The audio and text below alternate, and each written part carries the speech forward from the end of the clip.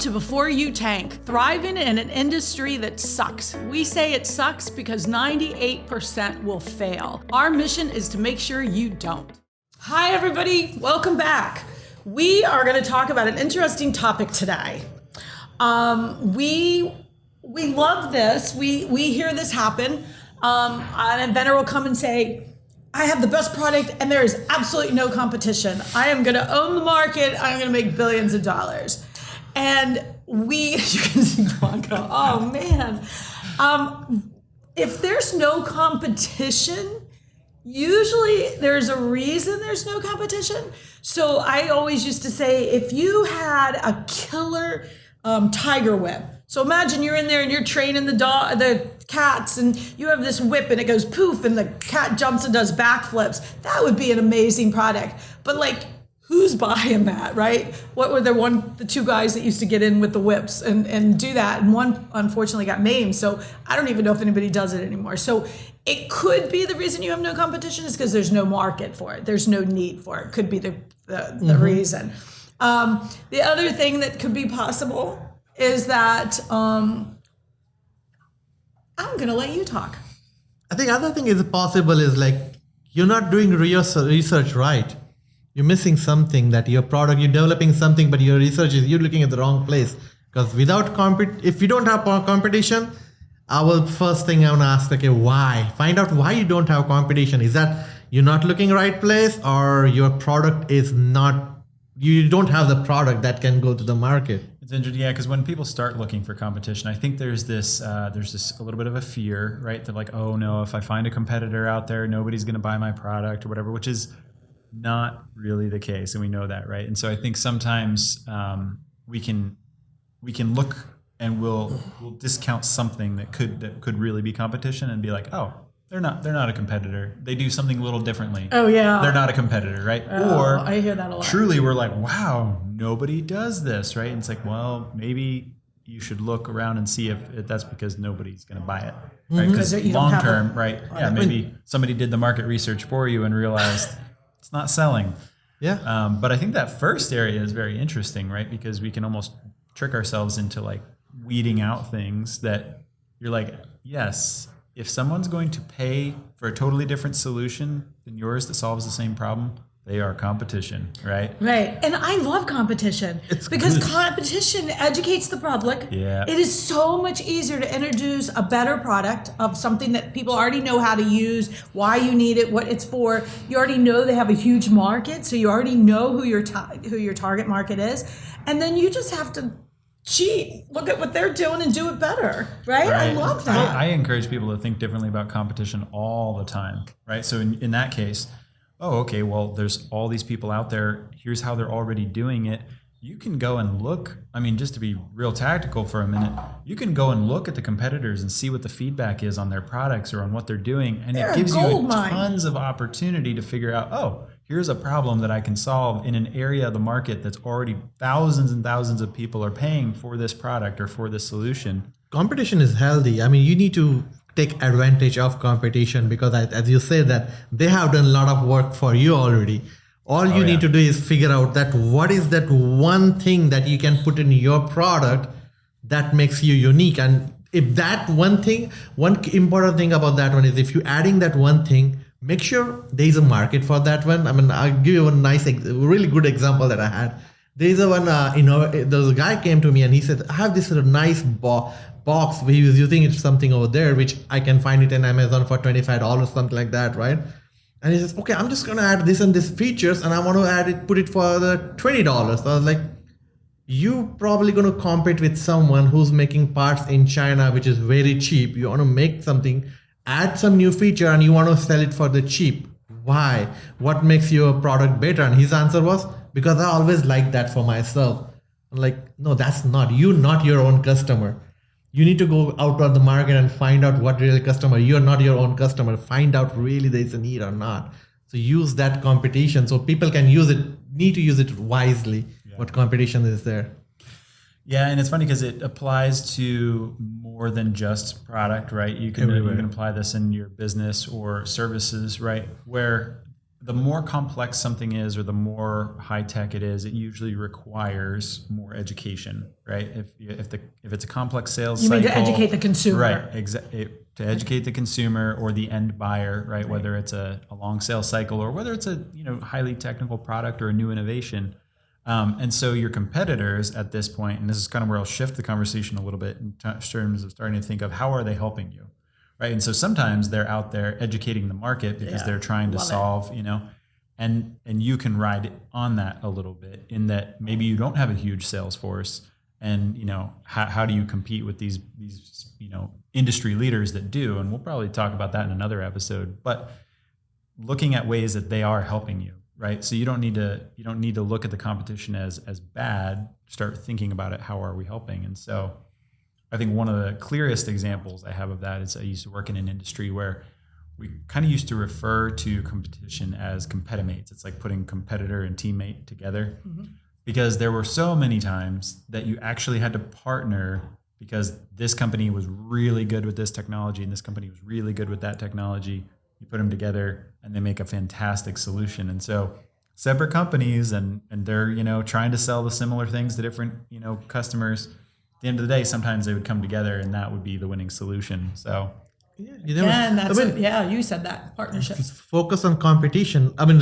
See what's there, but also make sure you keep track of your competition too, because your competitor could go ahead of you if you're not following them. I think maybe, I don't know if they're the right example, but one of the thing is like BlackBerry, for example, right? They were in the market so long and they say, we got the corporate industry. Our phones are the best. No one is going to beat with our encryptions and everything. And they were there. They don't want to really go much into deep, and iPhone came in and it took over their market, like literally took over their market, because they just overlooked that competition. They just didn't want to go to that market because they were so confident about their own product. And I think they just kind of didn't follow the track of their competition. And I think that's like, you need to make sure that they help you, but keep eye on them too, like follow them, what they're doing it.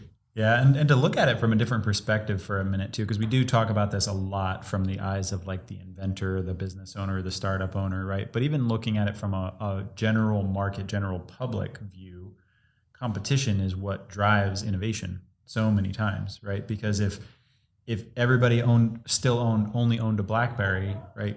Think about how different that would be now, right? But iPhone comes in and then Android comes in, and now they're constantly competing. And so every year the camera gets like 10 times better, and they build in a LiDAR, and then all these incredible things that if somebody was just sitting back because they're like, I'm the only one.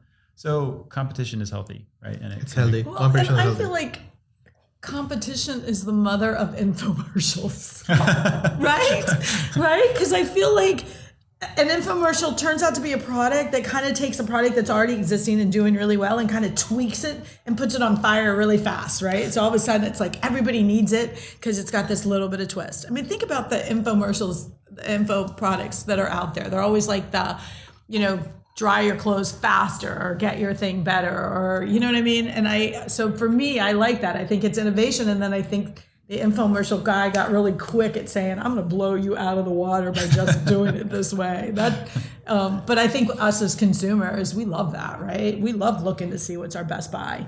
And I think you're right. I think it's a cheat sheet.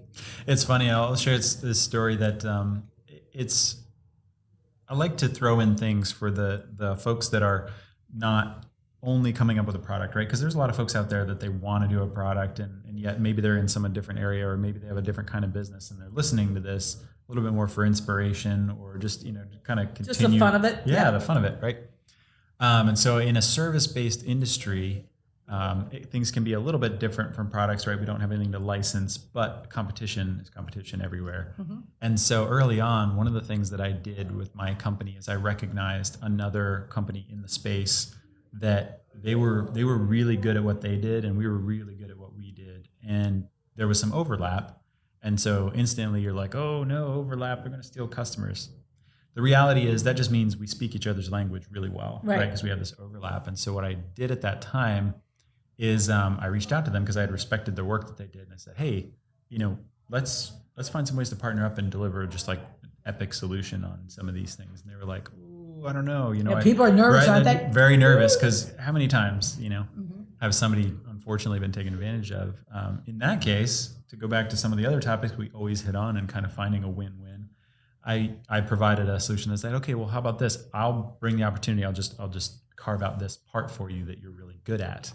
And they were like, okay, yeah, let's do this. And they were like, yeah, if you're going to do that, like, sure. Sure enough, years later, we still partner all the time on stuff, and now it's just a great friendship. And it's crazy because that person could have always been in my mind stuck as like, oh, the competitor over there that's going to steal my customers. But instead, it's just this awesome friendship and partnership on, different solutions. Keep your friends close and your enemies closer. You got in bed with them. Or just make friends out of your enemies. Because in reality, they're not your enemy. And no, they're just trying to do a job like you. And when I started thinking about, okay, well, what makes that true? Like, why do we always think of competitors and as enemies versus taking a look at it? And what I realized is, well, if I'm on a mission to solve a problem, like we always talk about, like if this is the problem I'm solving and somebody else is also doing that, well, then awesome. We're in this together, right? We're solving the same problem. I have a product right now. We're doing that. Yep. We actually partnered. Actually, there's 3 companies that are doing something very, very similar, and we have one really unique piece. And it's really becoming a really great conversation, and we're finding ways to really, really make a difference. And it's really fun. It's really fun. I have to agree with that. I think that's really fun that you found a way to partner. I know there was since we're allowed to talk besides products, there was a carpet cleaning company, and a ton of competition. And I would tell you the name who they are, but I'm not going to. But they came up with a marketing after using what their competitors have done, because we all know you're going to clean your carpet and you can do whatever. But they brought on a pretty impressive marketing guy, and what he learned was that if you had carpeting and you shampooed it every year, you lowered the allergy a deficit that it causes to your body, and that if you had no carpet, then you were breathing more stuff. And so they took all this really kind of good, good knowledge about how to stay healthier by having clean carpet, and they ended up when they created a sales pitch. So now when you call to get your carpet clean, they sold you a annual package, and they blew everybody out of the water because they used a fear base. And they used what their competition was doing, and they combined the two to make something better. So they found a better way to market, and they attribute it all to figuring out what their competitors are doing, which is probably why I think it's McDonald's buys the spot, and then Burger King just stole their demos to build right across the store, right? Like, and, just it's like, obviously somebody, and you'll see that with other stores, right? We're kind of off topic, but similarly with competition. You will see stores that only put in their location after a different store because is already there, right? The other guys. Because they already knew. He did the market research. Yeah, that's right. He did all that work. And so now they're like, I'm jumping in. It's everywhere. I mean, competition, actually, when we start talking about that, I just didn't know there's so many examples we can talk about the competition. It gets every single industry, every single product, or even service industry or anything you say that, like Wawa, gas station, or 7-Eleven gas station, or I'm also going for aviation, Boeing and Airbus competition. Oh, yeah. Right. There's so many beautiful planes that we have in our service because of that competition between them. They want to be better, they want to take market share, and they kind of follow each other.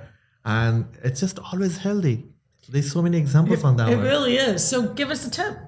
So I would say my tip is just shift your thinking about competition, right? I think we're programmed to think of competition as the enemy. I would say write down, 5 or 10 ways for your product, for your industry, for your company, how competition can help you, whether that be, in whatever way you find that, and any of the tips that we talked about today. How does your competition actually help you? Nice. What about you? I think my tip is competition is healthy. Make sure you follow your competitor and make sure keep their track of their progress. Yeah. Oh, so they never outdo you, so that you're always ahead.